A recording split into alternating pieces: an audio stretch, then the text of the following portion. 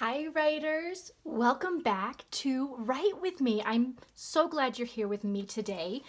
Last time we were together, I showed you how I took an idea out of my writer's notebook and put it into a book. And I showed you how I don't need fancy writing paper. If you have it, great. But if you don't have fancy writing paper, you can easily make your own writing paper with whatever you have laying around your house.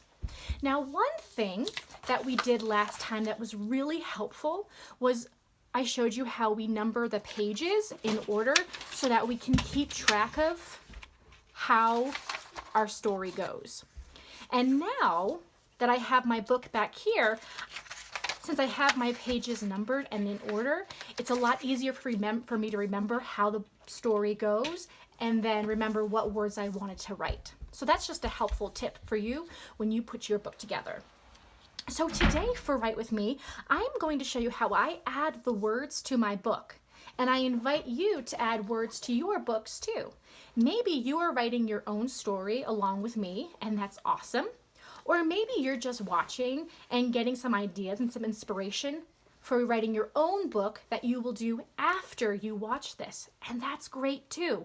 Remember, with Write With Me time, guys, you can write whatever you want. If you want to make more lists in your writer's notebook, go for it. If you want to write a true story about something that really happened to you, like I did, go for it.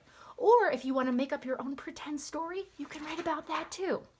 So, let me start by just going through the pages and looking at the pictures and remembering how my story goes. That's going to help me remember what it is that I want to write down below. So let me look at the picture. There's my family sitting at the table. There's Rooster. Oh, yeah, that's right. Yeah, that's Rooster. I was eating dinner with my family, and Mr. Coin looked out the window and he said, "What is Rooster doing?" What's Rooster doing? We all ran to the window and we looked out and we saw Rooster, and he was following a skunk.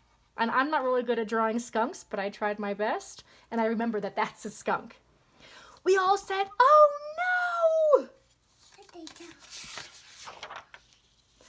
I put on my boots and I ran outside as fast as I could to try to catch Rooster, but it was too late. The skunk had already sprayed Rooster. So I had to give Rooster a bath. And I said, "Pee-yo!" because he stunk. Oh, good. Now I remember how my story's going to go. So I'm going to go back to the beginning, and now I'm ready to add the words. So here's my first page. Now, when you go to add the words in your book, if you're a really super neat writer and careful, you don't even have to add lines if you don't want to. I have a tendency to write kind of crooked, so I'm just going to draw in some lines pretty casually, you guys. They're not going to be perfect. If you want lines to be perfect, you could have a grown-up help you use a ruler or another straight edge to measure them out. And I'm just going to add 4 lines. That might be enough. If I have to add more, I can always add more.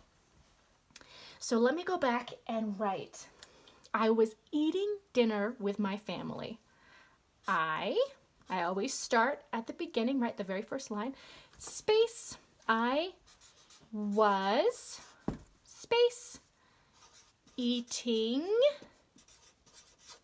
space, dinner. Oh, I'm at the end. Where do I need to go? Whoosh, beginning of the next line. Nice job. I was eating dinner with my family. Period. End of sentence. Now I'm ready to start a new sentence. Mr. Coin looked out the window and said, "What is Rooster doing?" There's always a period after Mr. or Mrs. Mr. Coin looked out that's an easy word, T-H-E, the window and said, do you guys know about quotation marks yet? We use these little little like kind of scratch marks called quotation marks to show when someone is talking. Mr. Coin said, "What is Rooster doing?" And he's done talking, so I'm going to put quotation marks to show that he's done talking. And that was a question, right? So that should get a question mark at the end. Nice. I was eating dinner with my family. Mr. Coin looked out the window and said, "What is Rooster doing?" Oh boy. Okay, now I'm ready to put words on my next page. Let me draw my lines. 4 worked out pretty good last time. But maybe I'll leave room in case I need more lines. We all ran to the window and looked out. We, is that an uppercase or lowercase w? Uppercase, because it's the beginning of a sentence. We looked, that's an ED, making that sound. Looked out the window. We all looked out the window. Period. New sentence. Uppercase letter, Rooster. Uppercase R, plus it's his name too, so names always get uppercase letter. Rooster was following a skunk. Now I'm going to put an exclamation point at the end to show how surprised we were. We weren't just surprised, we were horrified, which means really, really worried and upset. We looked out the window. Rooster was following a skunk. Okay, I'm ready for the words on page 3. How's your writing going, writers? Awesome, I'm so glad to hear it.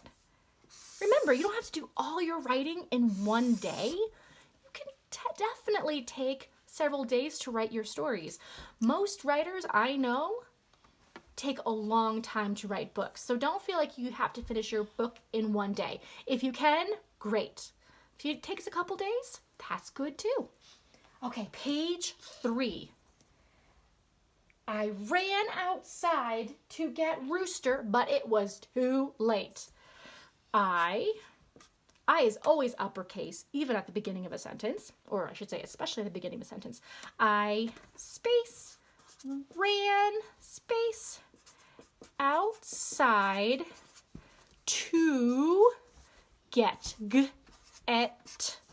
Rooster, uppercase R, because that's his name, right? I ran outside to get Rooster, but it was too late. Period. End of sentence. I'm ready for a new sentence. The skunk sprayed him. Uppercase T in the beginning of a sentence.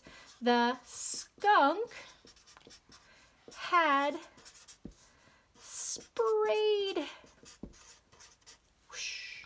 him. Oh no, I'm going to put an exclamation point because it was pretty shocking. The skunk had sprayed him. Okay, last page, you guys. Oh, there I am, giving Rooster a bath because he stunk. P.U.